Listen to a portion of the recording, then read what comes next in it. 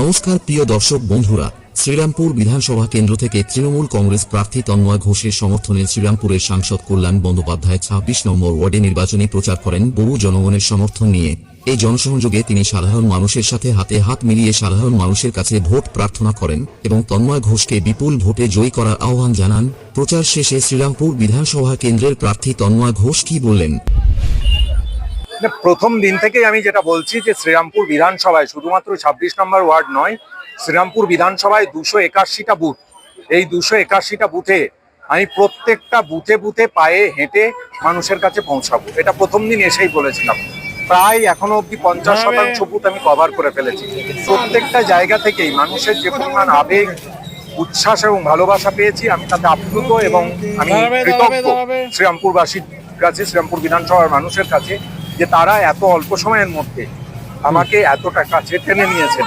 এবং আমাদের নেতাকর্মী যারা আছেন তারাও প্রত্যেকে মাঠে ময়দানে নেমে লড়াইটা করছেন, কারণ তারা বুঝতে পারছেন যে এই লড়াই বাংলা এবং বাঙালির সঙ্গে বিজেপির লড়াই। একদিকে বিজেপি আর একদিকে বাংলা ও বাঙালি। স্বাভাবিকভাবেই এখানে বাংলার পক্ষ নিতে হবে। বাংলার পক্ষে নেতৃত্ব দিচ্ছেন মমতা বন্দ্যোপাধ্যায়, অভিষেক বন্দ্যোপাধ্যায়। সুতরাং সেই লড়াইয়ে বাকি সকলে থাকবেন, সেটাই স্বাভাবিক। এবং আমাদের শৃঙ্খলাবদ্ধ দল, মমতা বন্দ্যোপাধ্যায়ের সৈনিক হিসাবে প্রত্যেকটা মানুষ আজকে রাস্তায় নামছেন এবং আগামী দিনে যে ঢল নামবে আপনারা দেখতে পাবেন।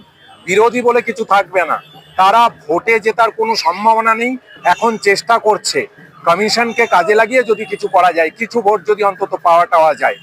কিন্তু এমনিতে শ্রীরামপুর বিধানসভার মানুষজন সিদ্ধান্ত নিয়ে ফেলেছেন, এই বিধানসভা থেকে আমরা ৫০,০০০ ভোটে জিততে চলেছি। দাদা, যারা বলছে যে শাসক দলের প্রার্থী বহিরাগত, কিন্তু তাদের সেই সমস্ত প্রার্থীকেই দেখা যাচ্ছে না, যারা ভিন্ন রাজনৈতিক যারা দাঁড়িয়েছেন প্রার্থী, তাদেরকেই দেখা যাচ্ছে না মাঠে ময়দানে, আপনাকে শুধু দেখা যাচ্ছে।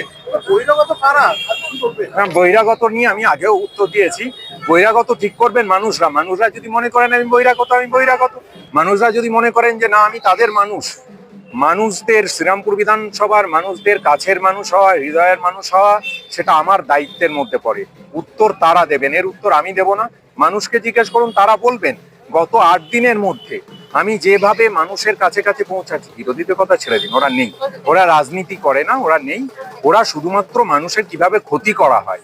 আমি এই কদিন প্রচারে বেরিয়ে অনেক মানুষকে পেয়েছি যারা এসে বলছেন তাদের নাম বাদ গেছে। কালকেও পেয়েছি একজনকে, ৮০ বছর বয়স। আমি জিজ্ঞেস করলাম, ৮০ বছর বয়স আপনি কোথায় থাকতেন? বললো এই বাড়িতেই জন্মেছিল। অর্থাৎ ৮০ বছর ধরে শ্রীরামপুরের একটা ওয়ার্ডেই তিনি জন্মেছেন, ভারত স্বাধীন হওয়ার আগে। তারপরেও তার নাম বাদ দিয়েছে। এই যে চক্রান্ত বিজেপি, এর বিরুদ্ধে মানুষ লাইনে দাঁড়িয়ে তাদেরকে রাজনৈতিকভাবে অপ্রাসঙ্গিক করে তুলবে না? নিশ্চয়ই তুলবে। দাদা, আপনি শ্রীরামপুরের প্রার্থী হয়েছেন, কিন্তু সেই গতকাল আপনি একটা চক্রান্ত কথা তুলে ধরলেন যে আপনাকে বারবার হেনস্থা করা হচ্ছে, নির্বাচন কমিশনের যে গাড়ি, বারবার আপনাকে চেকিং করা হচ্ছে আপনার গাড়িতে। কি বলবেন? দেখুন, আমি বারবার বলেছি যে আমরা সংবিধান মেনে চলি, ভারতবর্ষের আইনকে সম্মান দিয়ে চলি। এখন ভারতের জাতীয় নির্বাচন কমিশনের নিয়ম অনুযায়ী নিশ্চয়ই নাকা চেকিং হবে, সেখানে সবার নাকা চেকিং হবে, আমার অসুবিধা নেই। এর আগেও আমার হয়েছে। কিন্তু কালকে আমি এই জন্য মুখ খুলেছি, দুটো কারণ। এক, বেছে বেছে শ্রীরামপুরের তৃণমূল কংগ্রেস প্রার্থীর গাড়িটাই ১ ঘন্টা পর পর চেক করতে হয়।